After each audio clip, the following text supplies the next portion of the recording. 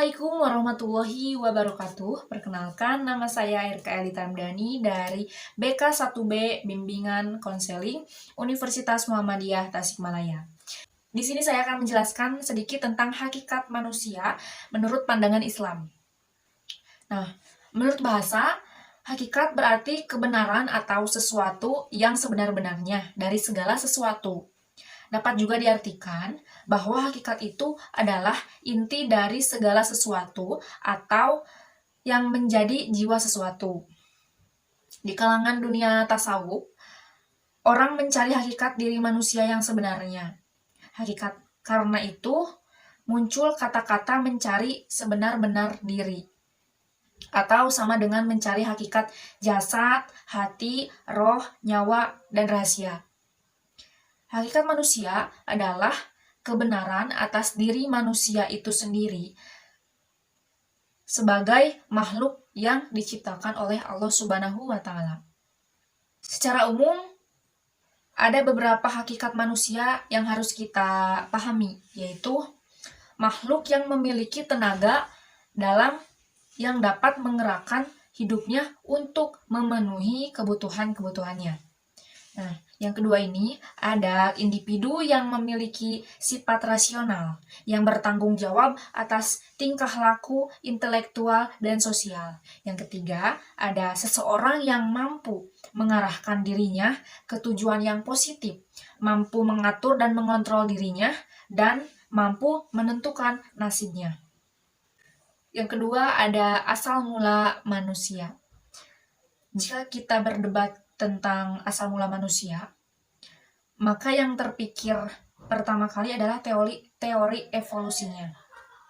Charles Darwin. Dalam teori evolusi Charles Darwin, dijelaskan bahwa manusia pertama adalah kera.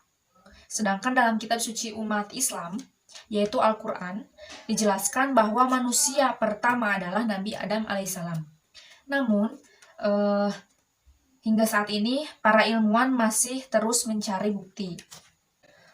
Saat Allah Subhanahu wa Ta'ala merencanakan penciptaan manusia, dan saat itulah Allah mulai bercerita tentang asal-usul manusia. Oleh sebab itu, malaikat Jibril sangat khawatir karena takut manusia akan berbuat kerusakan di muka bumi. Adam adalah ciptaan Allah yang memiliki akal sehingga memiliki kecerdasan, bisa menerima ilmu pengetahuan dan bisa mengatur kehidupan sehari-hari. Dan bisa mengatur kehidupan sehari-harinya sendiri. Inilah keunikan manusia yang Allah ciptakan untuk menjadi penguasa di dunia. Untuk menghuni dan memelihara bumi yang Allah ciptakan, dari Adam inilah cikal bakal manusia di seluruh permukaan bumi. Yang ketiga, ada potensi-potensi manusia. Potensi manusia menurut Al-Quran. Jika kita mau merenung, sebenarnya ketika kita diciptakan, Tuhan pasti tidak akan membiarkan hambanya hidup dalam kesengsaraan dan penderitaan. Maka dari itulah, Tuhan membekali manusia dengan segenap potensi yang ada dalam dirinya. Potensi itu meliputi potensi jasmani atau fisik, potensi rohani atau spiritual, dan potensi akal atau mind. Ketiga potensi ini akan memberikan kemampuan kepada manusia untuk menentukan dan memilih jalan hidupnya sendiri. Manusia diberi kebebasan untuk menentukan takdirnya. Semua itu tergantung dari bagaimana mereka memanfaatkan potensi yang melekat dalam dirinya. Secara umum, macam-macam potensi manusia dipaparkan sebagai berikut. Yang pertama ada potensi fisik, potensi mental intelektual, potensi sosial emosional, potensi mental spiritual, atau potensi ketangguhan. Secara umum, macam-macam potensi manusia itu terbagi ke dalam ada 5. Yang pertama ada potensi fisik. Potensi fisik merupakan organ fisik manusia yang dapat digunakan dan diberdayakan untuk berbagai kepentingan dalam pemenuhan kebutuhan hidup.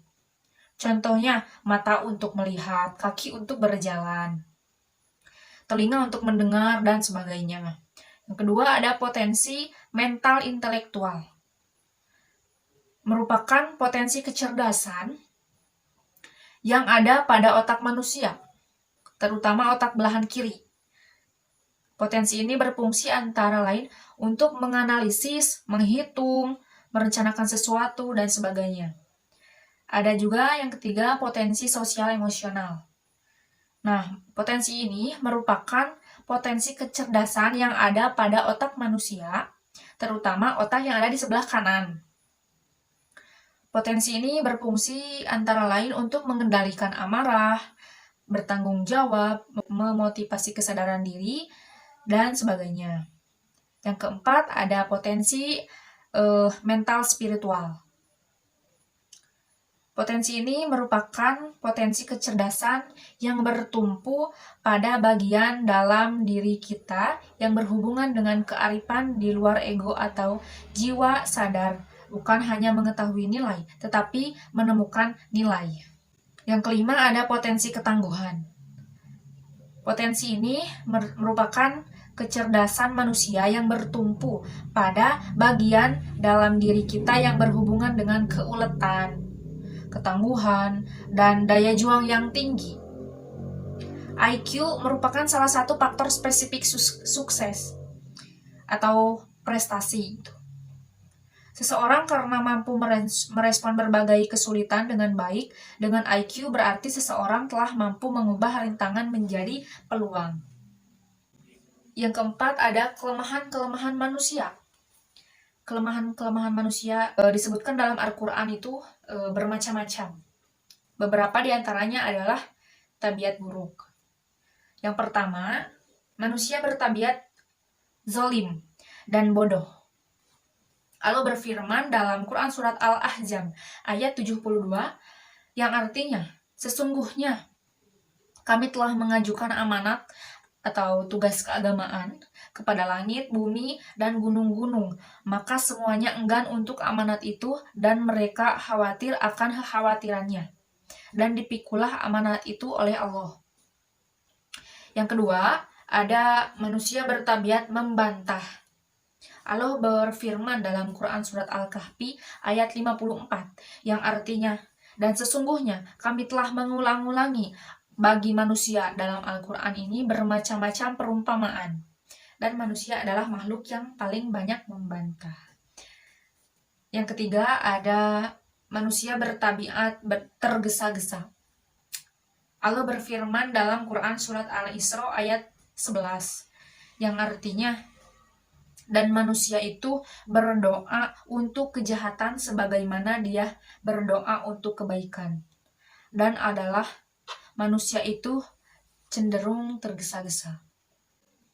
Yang keempat, ada manusia bertabiat melampaui batas. Allah berfirman dalam Quran surat Yunus ayat 12 yang artinya, dan apabila manusia ditimpa bahaya berdoa kepada kami dalam keadaan bencana, duduk atau berdiri, kami hilangkan bahaya itu dari Anda setelah dia kembali melalui jalannya yang sesat. Seolah-olah dia tidak pernah berdoa kepada kami untuk menghilangkan bahaya yang menimpanya. Itulah orang-orang yang melampaui batas itu, memandang baik apa yang selalu mereka kerjakan. Kemudian ada kelebihan-kelebihan manusia. Manusia itu memang makhluk istimewa yang dibekali oleh Allah Subhanahu wa Ta'ala dengan berbagai kelebihan. Di antaranya ada kemampuan berbicara. Manusia punya laring atau kotak suara di posisi lebih rendah di tenggorokan dibanding dengan simpanse. Yang kedua, ada postur yang tegak. Kemunikan postur ini membuat manusia dapat membuat kedua tangannya untuk mengoperasikan berbagai perangkat dan benda, sehingga meningkatkan kemampuan belajar mereka. Yang ketiga ada rambut. Dibanding dengan hewan berambut lain, milik manusia memang cenderung lebih tipis, pendek, dan ringan. Meskipun begitu, rambut pada tubuh manusia memiliki peran yang sangat besar, yaitu membantu untuk mendeteksi parasit. Yang keempat ada pakaian. Benda ini menjadikan manusia unik karena mereka tidak hanya menciptakan dan menggunakannya untuk diri sendiri, namun juga bagi binatang, terutama hewan peliharaan. Nah, yang kelima ada otak pintar. Meskipun tidak memiliki otak yang paling besar, namun hal tersebut tidak menghentikan kemampuan berpikir manusia, sehingga muncul para jenius, mulai dari Wolfgang Amadeus Mozart hingga Albert Einstein. Yang keenam ada tangan. Tangan ini unik. Tangan manusia itu unik, bisa memegang berbagai benda, berbagai hal yang ingin dipegang. Yang ketujuh ada membuat api. Kemampuan manusia untuk mengendalikan api dapat membantu mereka untuk melewati malam dengan tetap melihat keadaan sekitar. Yang kedelapan ada tersipu malu sepertinya ya. Manusia menjadi satu-satunya makhluk yang dapat tersipu malu, bahkan hingga membuat Charles Darwin menyebutnya sebagai ekspresi paling aneh. Kenapa? Karena penyebab mengapa manusia dapat tersipu malu pun belum diketahui. Nah, yang kesembilan ada masa kanak-kanak. Dengan masa kanak-kanak yang panjang, membuat manusia juga berada di bawah pengasuhan orang tua yang lebih lama. Kemungkinan otak manusia yang cukup besar membuatnya membutuhkan waktu lama untuk berkembang. Yang terakhir ada dewasa. Saat binatang hanya fokus untuk mencari makanan saja atau hanya fokus pada reproduksi dan bertahan hidup sepanjang hidupnya, manusia tidak hanya memikirkan itu. Manusia bahkan perempuan dapat bertahan hidup dengan jangka waktu yang lama setelah melahirkan atau berhenti melakukan reproduksi. Kemudian yang terakhir ada sifat-sifat manusia.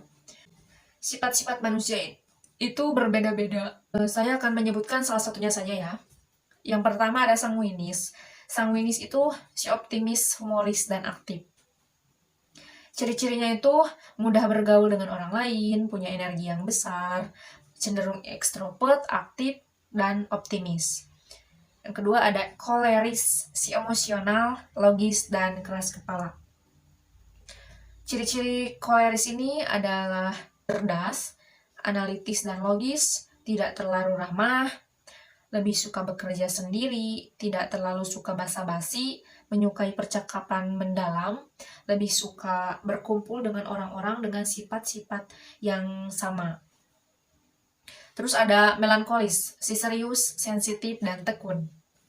Nah, ciri-ciri melankolis ini ada sangat detail dalam melakukan sesuatu, dalam mengerjakan segala hal gitu.